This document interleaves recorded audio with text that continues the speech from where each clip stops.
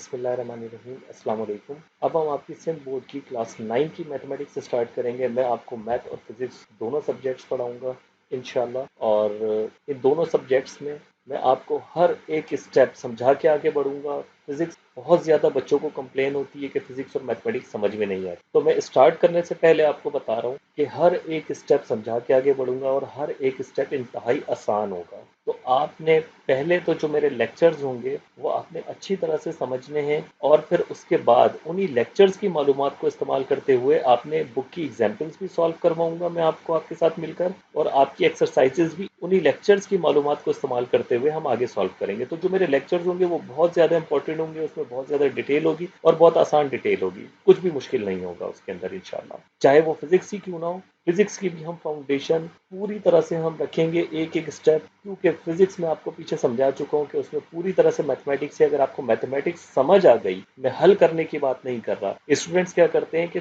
हल करते हैं, एक्सरसाइजेस सॉल्व करते हैं, तो उनको ना तो टॉपिक से रिलेटेड कोई मालूमात होती है, तो उनको मैथ का ही नहीं पता होता कि मैथ खुद वो जो सॉल्व कर रहे हैं वो है क्या आखिर, तो वो फिजिक्स कहाँ से सॉल्व करेंगे। तो इस बुनियाद पर वो मैथमेटिक्स का भी रट्टा मार रहे होते हैं, फॉर्मूले रट रहे होते हैं, उनको सॉल्व कर रहे होते हैं, और फिजिक्स का भी रट्टा मार रहे होते हैं, तो उनकी जो मालूमात है वो जीरो होती है। हम हर एक टॉपिक समझ कर आगे बढ़ेंगे, तो जो टॉपिक हम समझेंगे उसी की बुनियाद पे हम एग्जाम्पल्स भी सॉल्व करेंगे, और उसी की बुनियाद पे हमने फिजिक्स के न्यूमेरिकल्स होंगे तो न्यूमेरिकल सॉल्व करेंगे, और मैथमेटिक्स की एक्सरसाइजेज होंगी तो वो भी हम उसी मालूमात की बुनियाद पे सॉल्व करेंगे। तो चलिए सबसे पहला टॉपिक हम स्टार्ट करते हैं कि आपकी बुक में आखिर हम पढ़ने क्या वाले हैं। तो सबसे पहले तो हम ये देखते हैं आपका कंटेंट, कि आपकी बुक में आखिर कवर क्या क्या हो रहा है।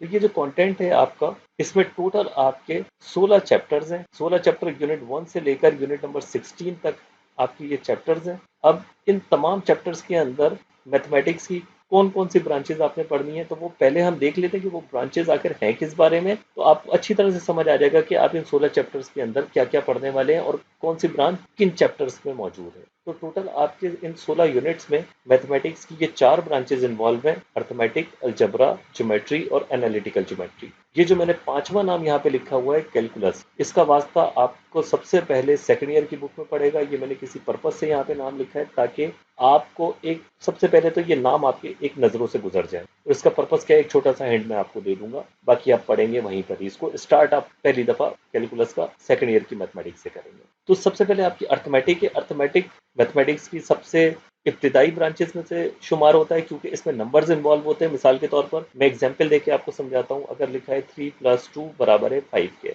तो यहाँ पर ये इक्वल का रिलेशन लिखा हुआ है, एक अर्थमेटिक ऑपरेशन है, 3 नंबर्स इन्वॉल्व हुए हैं, तो ये एक अर्थमेटिक कहलाएगी। अगर हम addition, subtraction, multiplication, division, exponent, ये 5 ऑपरेशंस हैं, ये 5 ऑपरेशंस आपके यूनिट 1 में है, ये आपने सीखने हैं और आपका चैप्टर 1 सॉल्व हो जाएगा। लेकिन इसके साथ साथ एक तो ये आपके एलिमेंट्स हो गए अर्थमेटिक के, इसके साथ साथ यहाँ पे देखिए नंबर्स भी तो लिखे हुए हैं। ये नंबर्स भी हम पहले से जानते हैं, हमारी पुरानी मालूमात है कि हम पॉजिटिव नंबर्स जानते हैं, जैसे 3, 2 डिवाइडेड बाय 5, फ्रैक्शंस भी हम जानते हैं, -500, नेगेटिव नंबर्स, ये तमाम नंबर्स हैं। तो ये नंबर्स हमने पढ़ने हैं, क्योंकि ये सिंपल नंबर्स हैं। ये आमतौर पर इसमें डिफरेंट जो नंबर्स की टाइप्स है वो मैं नेक्स्ट लेक्चर में अभी कवर करूंगा, वो आपने पढ़ना है, क्योंकि नंबर्स भी अर्थमेटिक का हिस्सा है, जिसमें रैशनल, इरेशनल नंबर भी शामिल होंगे, रियल नंबर भी होगा, और आपने कॉम्प्लेक्स नंबर भी पढ़ना है। तो उन नंबर्स पर आपने ये अर्थमेटिक ऑपरेशन लगाने। इसके अलावा यहाँ पे ये आप रिलेशन देख रहे हैं, तो आप डिफरेंट रिलेशन पढ़ेंगे, इक्वालिटी का रिलेशन, इन इक्वालिटी का रिलेशन पढ़ेंगे, greater than, equal to, less than and equal to. आप जानते हैं मैथमेटिक्स में पिछले लेक्चर में बता चुका हूँ, जहाँ पे मैं आपको ग्रामर समझा रहा था, मैथमेटिकल नोटेशन समझा रहा था, कि आप मैथमेटिक्स को लेफ्ट टू राइट पढ़ते हैं। ठीक है, इस तरह से हमने लिखा है मैथमेटिक्स को। तो बहरहाल ये सारी चीजें मैं समझाऊंगा। ये आपका यूनिट नंबर 1 में है, जिसमें आप अर्थमेटिक पढ़ेंगे।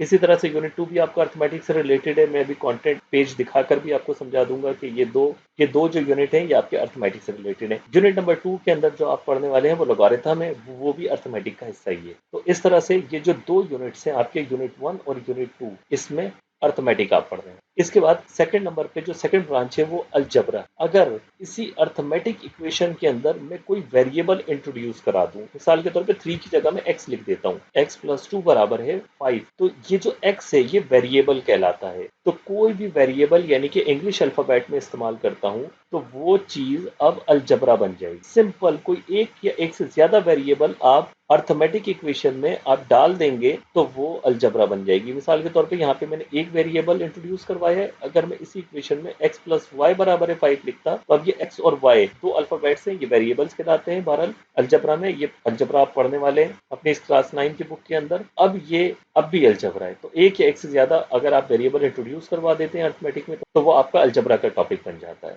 तो अलजबरा के जो एलिमेंट होंगे जाहिर सी बात है ये आपके अर्थमेटिक ऑपरेशन भी हैं, नंबर्स भी हैं और वेरिएबल्स। तो ये तमाम चीजें आप अलजबरा में पढ़ने वाले हैं। अलजबरा में कौन कौन से आपके यूनिट मौजूद हैं वो हम देख लेते हैं। तो यूनिट नंबर 3 से लेकर यूनिट नंबर 8 तक, जैसा कि आप देख रहे हैं अलजबरा यूनिट 3 नाम से ही जाहिर है कि अलजबरा में आपने एक्सप्रेशन और फॉर्मूले पढ़ने हैं। एक्सप्रेशन से मकसद क्या है? सिंपल, अगर x प्लस 3 लिखा है, कोई इक्वालिटी नहीं है तो एक्सप्रेशन है। अगर x प्लस 3 बराबर है 5 के, कोई बीच में रिलेशनल सिंबल लिखा हुआ है तो ये इक्वेशन बन जाती है। ठीक है, छोटा सा आपने रूल अभी से यहाँ पर याद रखना है। और ये एक्सप्रेशन से मुतालिक आपने फॉर्मूले पढ़ने। इसके बाद फैक्टराइजेशन अलजबरा का टॉपिक है। अलजब्राइक मैनिपुलेशन, कुछ मैनिपुलेशन करेंगे हम, अलजबरा के अंदर तब्दीली लेके आएंगे। वही चीज इन इक्वालिटीज आ गई है, लेस देन, ग्रेटर देन, ठीक है, लीनियर इक्वेशंस के साथ पढ़ेंगे। अभी लीनियर इक्वेशन क्या होती है ये हमने देखना है। इसी तरह से ग्राफ्स पढ़ने हैं और उनकी एप्लीकेशंस के वो कहाँ अप्लाई होंगे, ठीक है, उनके इस्तेमालात कहाँ पर है। क्वाड्रेटिक इक्वेशन, ठीक है, लीनियर और क्वाड्रेटिक इक्वेशन ये आपने आपका मेन टॉपिक होगा यहाँ पर फैक्टराइजेशन के अलावा जो आप अलजबरा में पढ़ेंगे। ठीक है, इसके अलावा लीस्ट कॉमन मल्टीपल्स जो आप एलसीएम और एचसीएफ ये भी आप अपने अलजबरा के टॉपिक्स के अंदर पढ़ने वाले। इसके बाद यूनिट नंबर 9 से लेकर यूनिट 15 तक ये आपकी ज्योमेट्री है। अब ज्योमेट्री से मतलब मेरा क्या है, जिस तरह से एलिमेंट से मकसद मैं क्या कह रहा हूँ यहाँ पर कि अर्थमेटिक के एलिमेंट्स नंबर्स हैं, ऑपरेशंस हैं और ये रिलेशनल सिंबल्स हैं, ये ज्योमेट्री के एलिमेंट्स हैं। अलजबरा में एक एडिशनल चीज आ जाती है, वो वेरिएबल्स है। तो ये तमाम एलिमेंट्स कहलाते हैं किसी भी टॉपिक के कि आखिर ये कौन से ऑब्जेक्ट्स है मैथमेटिकल जो हमने पढ़ना है। ज्योमेट्री के एलिमेंट्स है, पॉइंट आप पहले से वाकिफ है, straight line, circle, triangle, square, rectangle, parallelogram. अब इनसे मुतालिक जो प्रॉपर्टीज होंगी वो तमाम की तमाम ज्योमेट्री का हिस्सा होंगी। तो ज्योमेट्री से रिलेटेड जो आपके यूनिट हैं वो यूनिट 9 से लेकर यूनिट 15 तक है। जैसे आप देख सकते हैं कंग्रुएंट ट्राइंगल, ट्राइंगल किस तरह बराबर होते हैं, ये आपके 4 थ्योरम्स हैं इस यूनिट नंबर 9 के अंदर। इसी तरह कुछ थ्योरम्स आपके पैरेललोग्राम और ट्राइंगल से मुतालिक हैं कि पैरेललोग्राम के अंदर हम किस तरह ट्राइंगल्स को देखते हैं और उसको इस्तेमाल करके पैरेललोग्राम के थ्योरम प्रूव करते हैं। लाइन बाइसेक्टर, एंगल बाइसेक्टर ये आप पढ़ेंगे। स्टूडेंट्स को बहुत ज्यादा कंफ्यूजन होती है, पता ही नहीं होता कि एंगल आखिर है क्या, तो हम एंगल भी डिटेल में पढ़ेंगे। हर एक टॉपिक हम बहुत ज्यादा डिटेल में पढ़ने वाले हैं ताकि आपको हर एक बात समझ आए और आपको कोई प्रॉब्लम ना हो। किसी भी तरह का आपके पास सवाल आ जाता है और आने वाली क्लासेस में भी आप अच्छी मालूमात लेके आगे बढ़ें। इसी तरह से यूनिट नंबर 12 के अंदर sides, angle of a triangle ये हमने पढ़ना है। प्रैक्टिकल ज्योमेट्री यूनिट नंबर 13 के अंदर होगा आपका, यानी कि खुद हाथ से बनाएंगे आप, ठीक है, उसमें आप ट्राइंगल्स बनाएंगे, ट्राइंगल से मुतालिक आपकी प्रैक्टिस करवाई जाएगी। इसी तरह से यूनिट नंबर 14 के अंदर भी थ्योरम से मजीद, लेकिन ये खास एरिया से रिलेटेड थ्योरम है। तो ये मैं आपका एक सेपरेट टॉपिक रखूंगा जिसमें आपको बहुत अच्छी तरह से कॉन्सेप्ट देने हैं कि लेंथ क्या होता है, एरिया का आइडिया क्या है, सरफेस एरिया किसे कहते हैं, वॉल्यूम किसे कहते हैं। ये आपको मुझे एक सेपरेट टॉपिक के अंदर समझाना है जो कि बहुत ही इंपॉर्टेंट है। ठीक है, लेंथ, एरिया आप यहाँ पढ़ने वाले हैं और इसके साथ साथ ज्योमेट्री में एंगल, ये एक सेपरेट टॉपिक है। तो टोटल आपने ज्योमेट्री ऑब्जेक्ट से मुतालिक एंगल, लेंथ और एरिया, इन 3 प्रॉपर्टीज को इस्तेमाल करके आपने ज्योमेट्री के तमाम यूनिट को पढ़ना है। अब हम बात करते हैं आपकी लास्ट जो ब्रांच है इस बुक में आपकी होगी, वो है एनालिटिकल ज्योमेट्री। एनालिटिकल ज्योमेट्री असल में अलजबरा और ज्योमेट्री का कनेक्शन है, तो उसका एक तरीकेकार है, वो भी मैं आपको सिखाऊंगा, समझाऊंगा, ताकि आप अच्छी तरह से अलजबरा को भी समझ सकें, ज्योमेट्री को भी समझ सकें। आपको ये समझ आ गया तो एनालिटिकल ज्योमेट्री वैसे ही बहुत आसान है। इसमें हम सिंपली 2 एक्सिस बनाते हैं, एक्स वाई एक्सिस, उसमें हम कुछ नंबर्स दे देते हैं। ठीक है, यहाँ पॉजिटिव नंबर्स हैं या नेगेटिव नंबर्स हैं, ये कोऑर्डिनेट सिस्टम कहलाता है और ये कोऑर्डिनेट सिस्टम आपको हर क्लास में आगे काम आने वाला है। तो सबसे पहले तो हम इसकी बहुत डिटेल्ड फाउंडेशन रखेंगे, बुनियाद रखेंगे कि आखिर ये है क्या। यह आपका पूरी फिजिक्स में भी काम आएगा और आपकी इस मैथमेटिक्स में भी हर जगह काम आएगा ये। तो ये इसकी हम बहुत डिटेल फाउंडेशन रखने वाले हैं जो आप अर्थमेटिक में भी पढ़ेंगे, अलजबरा में भी पढ़ेंगे और एनालिटिकल ज्योमेट्री में भी है। जैसे कि नाम है एनालिटिकल ज्योमेट्री, तो आपने एनालिसिस करनी है ज्योमेट्रिक ऑब्जेक्ट की, तो वो इस कोऑर्डिनेट सिस्टम पे करेंगे। जैसे हमने एक ज्योमेट्रिक ऑब्जेक्ट बना दिया इस एक्स वाई एक्सिस पर, तो ये एनालिटिकल ज्योमेट्री का पार्ट बन गया। तो इससे मुतालिक जो आपकी बुक के अंदर चैप्टर है वो आपका यूनिट 16 भी है और जो अलजबरा का हिस्सा बन गया है यूनिट 7,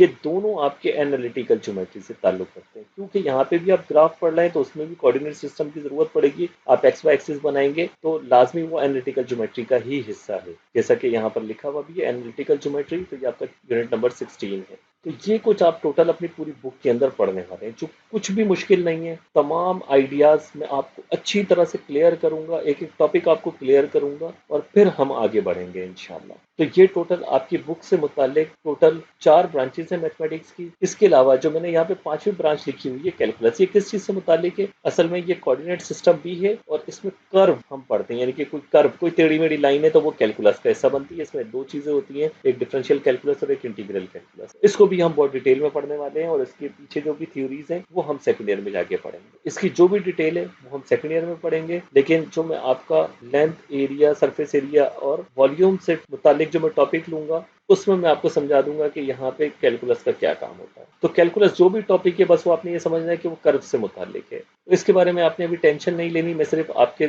नज़रों से सिर्फ नाम गुजारना चाहता था, तो इसलिए मैंने यहाँ पर लिख दिया है। तो चलिए आपका यूनिट 1 स्टार्ट करते हैं अल्लाह का नाम लेकर और फिर इंशाल्लाह आपकी बुक को हम आगे बढ़ाते हैं। तब तक के लिए अल्लाह हाफिज़।